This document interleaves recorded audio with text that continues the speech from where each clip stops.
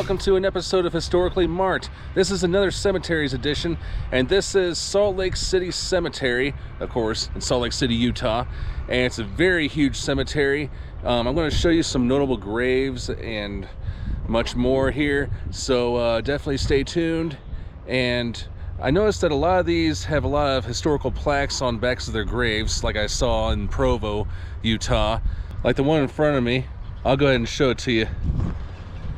Alright, so this is the final resting place for John Taylor, who was the third president of the Church of Jesus Christ of Latter-day Saints. Served from 1877 to 1887, born in Milnthorpe, Westmoreland, England. Ordained one of the 12 apostles in 1832, died July 25th in 1887 in Kaysville, Utah. And lists all his wives, his children, 4 of his wives. And then let's see how many children we got here. 9. Looks like one of them died in infancy.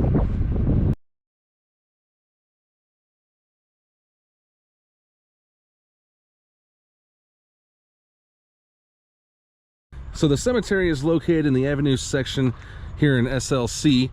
It's approximately 120,000 people are known to be buried here, and I believe it. I mean, this cemetery is very huge, and it's all, you're either going uphill or downhill.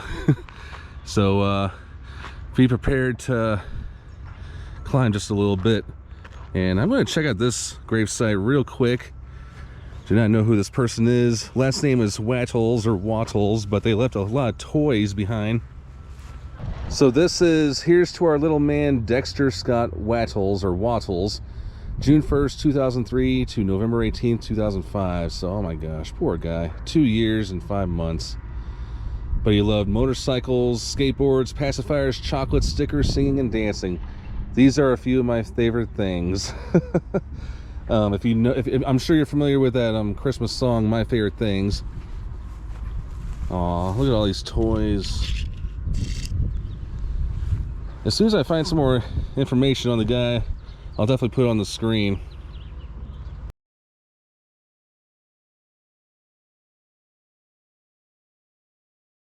So I do not know this for sure, so I can't really confirm this, but this cemetery is said to be the largest municipally owned cemetery in the United States. Maybe somebody in a town from, say, New England or maybe California would disagree, but it is safe to say it is one of the largest city owned in the country. This cemetery encompasses over 250 acres and has 9.5 miles of road. Now that I do believe. So as far as who is buried here, there are a number of politicians and religious leaders buried in this cemetery. And now, of course, that would not surprise anyone. But as one would expect, most of the religious leaders have something to do with the Church of Jesus Christ of Latter-day Saints. The first burial was on September 27th, 1847, when George Wallace buried his child, Mary Wallace. In 1851, this 20 acres of land became part of Salt Lake City, which was incorporated that year. George Wallace would become its first sexton. And here we get a nice view of the city.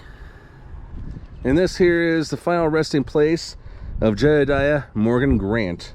He was the first mayor of Salt Lake City, and he was also known as the second counselor of the first presidency. He served as mayor from 1851 until his death on December 1st, 1856. His nickname was Brigham's Sledgehammer for his ability to deliver powerful, fiery speeches. Grant toured the northern parts of the Utah Territory, wanting everyone to be rebaptized to remain faithful to the LDS Church.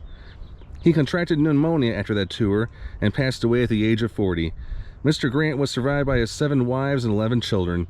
His youngest child was born 9 days before his death. And I'm going to go ahead and look on the back, and there's nothing. But this is the first notable grave I'm showing you. Rest in peace, Jedediah Grant. Now, there are some Grants buried around here, like nearby. So I'm not really sure where his wives are buried at the moment. And here is another notable memorial. This is known as the Wheelchair Monument. Lying here is Matthew Stanford Robison. He was born September 23rd, 1988 here in Salt Lake City. At birth, he was not expected to live because he was deprived of oxygen. He was blind and partially paralyzed because of this. Matthew passed away at the age of 10 on February 21st, 1999. But it wasn't until a year later that his father wanted something more about the grave marking. He decided to build a memorial to his son by putting a statue there. This is meant to depict a child standing up from their wheelchair and raising their left hand. A little close-up shot of that. Raising their left hand towards the sky. This also means, of course, the afterlife of that child, free of their earthly afflictions.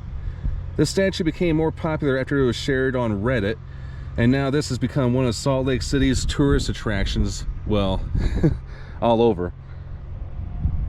But the Robisons also started a non-profit called Ability Found back in 1993. This was to help children with disabilities with purchasing medical equipment for them. The organization also sells replicas of the statue. So, it's all going towards a great cause. And it looks like, I hate to say it, a bird on that one. Somebody left behind some toys like the Poppets thing, and one of the Angry Birds. Whoa, hello. Watch out for these hills. And on the back of the grave / memorial is in memory of those who walk more closely in the hands of God, and who more humbly lift the world, inspiring the hearts of men. With their legacy complete in love, they return home again to God, to behold his face and be wholly healed in joy forevermore.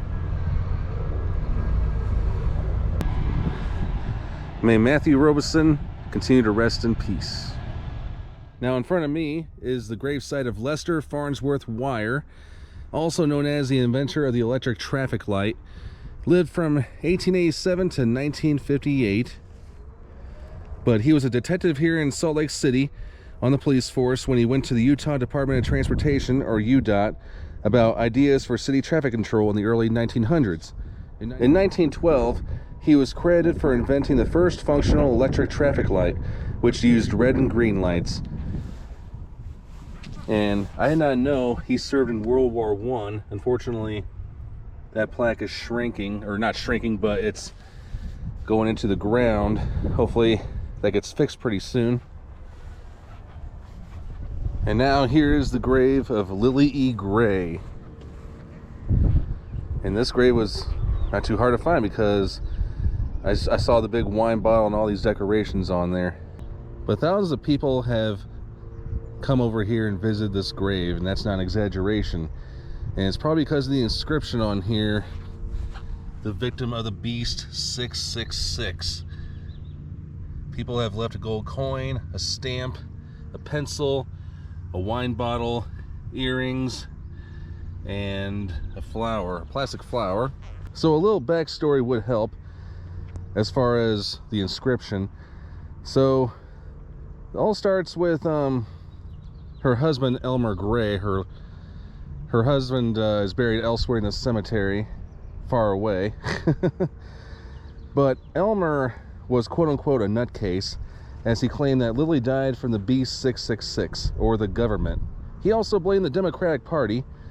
Now remember, she passed away in the late 1950s, so early 1960s was when he was making all those statements. At that time, you had JFK and Lyndon Johnson running the Democrat Party. But as far as Elmer Gray, he was a criminal as he spent time at the Colorado State Penitentiary for larceny. He also later broke in businesses, which landed him time at the Utah State Prison. And here is that grave once again. Rest in peace, Lilly Gray. As far as her late husband is concerned, she was the victim of the beast. And finally, arguably the most interesting grave as far as paranormalness. But would you believe it if I told you that this thing may light up at night or during the day?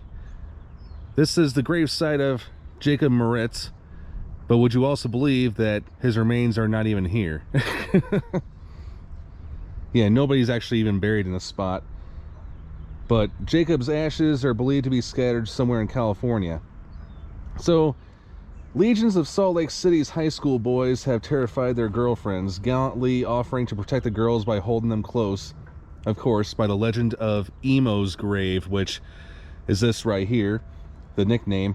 Now, if you circle, like walk around these edges right here, and then chant emo, emo, emo, then look quickly into the window at the scattered remains of the vandalized flower urn, you will see Emo's blood red eyes glowing back at you. No kidding.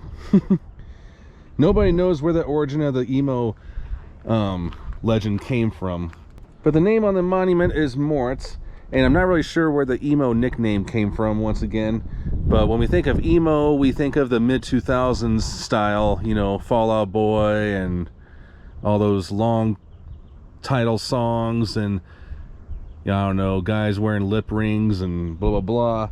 But the story behind Jacob Moritz is he was born in Bavaria in 1849. He immigrated to America at age 17. He started out in New York, then Montana, and then eventually here. He was probably the most successful brewer in the Utah territory, winning several awards for his beers. Despite him being in the alcohol business, he was widely accepted in the Mormon community. So he had a lot of friends, but unfortunately he passed away while going to Europe. And let me get up closer to here. And people have definitely left rocks, and I'm not really quite sure why. I mean, all different, not just a rock, but all kinds of different rocks. And then, yeah, somebody drew a heart on there. So if you're into paranormal stuff, and if you're in the Salt Lake City area, this is where to go right here.